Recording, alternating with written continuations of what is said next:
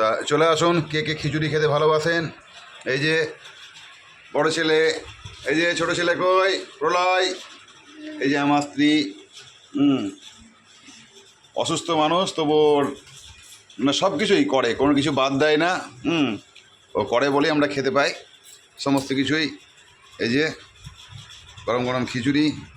নমস্কার বন্ধুরা, আমি আজকে কালী পুজোর দিনে খিচুড়ি করতে হয়, সেই জন্য আমি খিচুড়ি, আজকে তো নিরামিষ, ওই জন্য খিচুড়ি করেছি। বাজারে গেছিলাম অনেক দেরি করে, 1টার সময় রান্না বসিয়েছি, ওই জন্য আজকে লেট হয়েছে।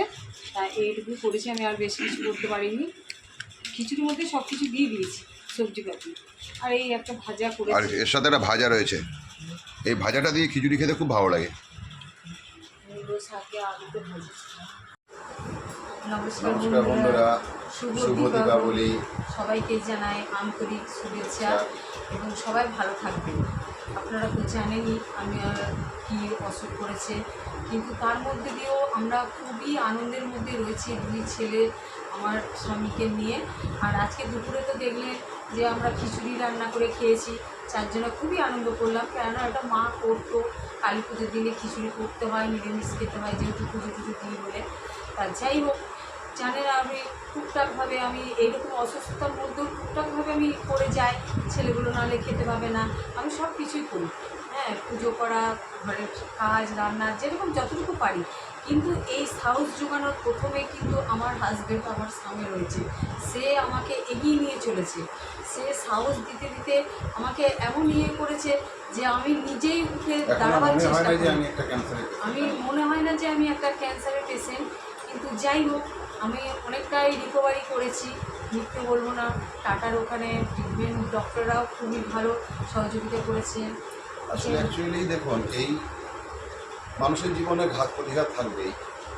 হঠাৎ করে আজকে 1 বছর 3 মাস হলো আমার স্ত্রী আক্রান্ত হয়েছে, ধরা পড়েছে 1 বছর 3 মাস হলো। যেই ধরা পড়ে সঙ্গে সঙ্গে আমরা মুম্বাই টাটা মেমোরিয়াল হসপিটালে ট্রিটমেন্ট করাই।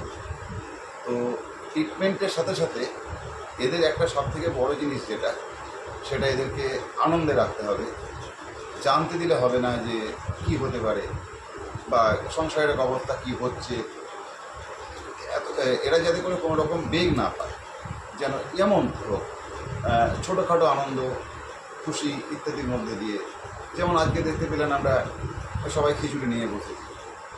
ও তো এই শরীরেই রান্না করছে এবং পুজোতে নাড়ু করতে হয়, এই যেগুলো করতে হয় সেগুলো টুকটাক যা পেরেছে করেছে। কারণ আমাদের ফ্যামিলিতে 4 জন, 2 ছেলে ছোট, মা যদি না করে তাহলে ছেলেরা খেতে পারবে না, তাই সেও করে। এভাবে আনন্দ দিতে হবে, আনন্দের মধ্যে থাকতে হবে, তাকে সাহস যোগাতে হবে যে তোমার কিছুই হয়নি। এবং ডাক্তাররাও বলেছে যে 100% কিউরেবল। তো যাই হোক, এগুলো নিয়ে আমার যে প্রথমে ক্যান্সারটা হয়েছে, এটা কিন্তু আমি প্রথমে জানতাম না, আমাকে না জানিয়ে কিন্তু টাটায় নিয়ে গেছে। কিন্তু যাই হোক, ওখানে যখন সার্জেন্টের হাতে পড়লাম, তখন উনি ভাই দেখে বললেন, তখন যেন আমার পায়ের তলা থেকে যেন মাটি সরে যাচ্ছে। আসলে ওকে যদি আমি জানিয়ে নিয়ে যেতাম তাহলে ওকে এখান থেকে আমি নিয়ে যেতে পারতাম। কোনো মানুষ যদি জেনে যায় যে আমার ক্যান্সার হয়েছে, প্রথমেই কিন্তু সে ভয়ে আত্মহত্যা হয়ে যাবে, যে তাহলে আমি আর মনে হয় বাঁচব না। তাই তাকে না জানিয়ে নিয়ে গেছি। তো সে যখন জানতে পেরেছে ওখানে গিয়ে, তখন তার কাছে এটা কোনো ব্যাপারই না। কারণ ডাক্তাররা যখন দেখাচ্ছে, দেখুন আপনার মতন পেশেন্ট এখানে কয়েক হাজার, দেখুন বসে আছে সবাই মাথায় চুল নেই, কেমো নিয়ে। তো তখন কিন্তু অটোমেটিক ও ভেবে নিয়েছে যে এরা যখন সুস্থ হয়ে গেছে, আমি সুস্থ হয়ে যাবো। এই রোগে সুস্থ হওয়া যায়, এই রোগে সুস্থ না হওয়ার কিছু নয়। খাবারটা ঠিক করতে খেতে হবে, প্রতিনিধিত্ব খাবার। এবং সব থেকে বড় জিনিস যে মনের মধ্যে এই জিনিসটাকে রাখলেই হবে না যে আমি ক্যান্সারের পেশেন্ট। কিন্তু যাই হোক, আমরা মানে এই আজ 1 বছর ধরে এই বলছি। আজকে আমার ওখানে অ্যাপয়েন্টমেন্ট ছিল, কিন্তু আমরা যাইনি। গত বছর পুজো বলে কী জিনিসটা সেটাই জানতাম না, ওখানে গিয়ে তো কিছুই বুঝতে পারছি না। তাই এবছর আমি ওকে বললাম যে না, দীপাবলির দিনে একটু ঘরে মোমবাতি, প্রদীপ, একটু লাইট জ্বালাও, একটু কিছুদিন একটু পিছিয়ে নাও। দিয়ে ওই জন্য আমরা নভেম্বরের 22 তারিখে আমরা বম্বে যাওয়ার যাত্রা শুরু করব। দেখবেন ওখানে গিয়ে আপনাদেরকে সব কিছু দেখাবো, ভিডিও করে আপনারা দেখবেন এরকম নিয়ে।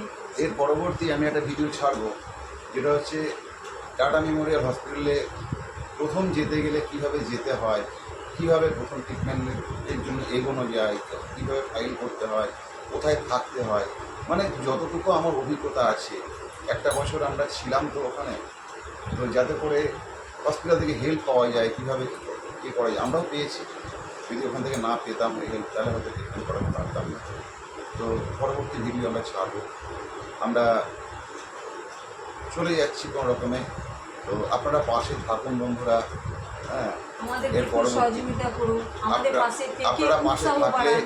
আমরা আরও আনন্দ পাবো, আরও উৎসাহ পাবো, আরও নতুন নতুন ভিডিও এই ব্যাপারে, এই ট্রিটমেন্টের ব্যাপারে ছাড়বো, যাতে করে কোনো আক্রান্ত মানুষ যদি যেতে চায় তার যেতে সুবিধা হয়। যদি হসপিটালের সম্বন্ধে কিছু কোয়ারি থাকে কমেন্ট বক্সে কমেন্ট করবেন, আমার যতটুকু জানা থাকবে আমি উত্তর দেবো। দয়া করে চ্যানেলটিকে সাবস্ক্রাইব করবেন। নমস্কার। নমস্কার।